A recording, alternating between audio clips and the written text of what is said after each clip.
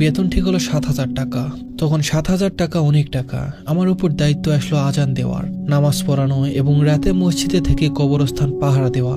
আমার খাবারের ব্যবস্থা করা হয় 3 কিলোমিটার দূরে এক বড়লোক হাজি সাহেবের বাসায়। সবকিছু ঠিকঠাকই চলছিল।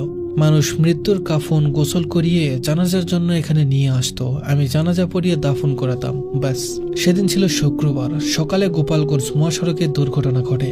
তাতে 18 থেকে 19 বছরের একজন যুবতী মেয়ে মারা যায়। পোস্টমর্টেম করা হয় এবং তার ছবি খবরের কাগজে ছড়িয়ে দেওয়া হয় যদি কোনো পরিচয় পাওয়া যায়, কিন্তু তার লাশ নেওয়ার জন্য কাউকে আর পাওয়া গেল না।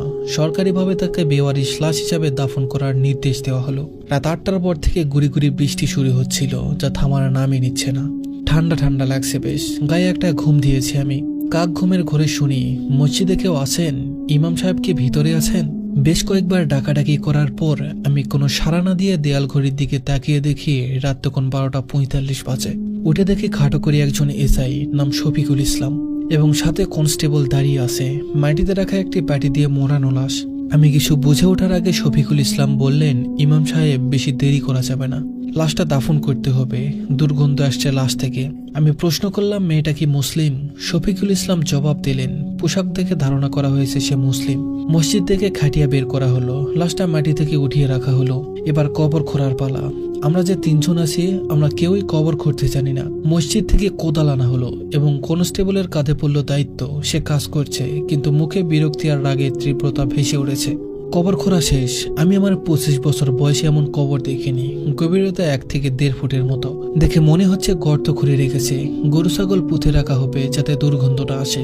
বিষয়টা মানতে পারছি না। তাদেরও কোনো দোষ নেই, তারা তাদের ডিউটি পালন করছে। তার উপর বৃষ্টি হচ্ছে, গাছমছমে পরিবেশ সৃষ্টি হয়েছে। রাত যখন 1:30-এর মতো বাজে, কাফনের কাপড় আনা সম্ভব হয়নি, আর সম্ভব হলেও লাভ কি? আমরা 3 জনই পুরুষ মানুষ, কাফন বা গোসল করানো সম্ভব নয়। কবরের চালা হিসেবে কিছু জোগাড় করা গেল না। এসব তাড়াহুড়া করে আমি উজু করতে ভুলে গেলাম।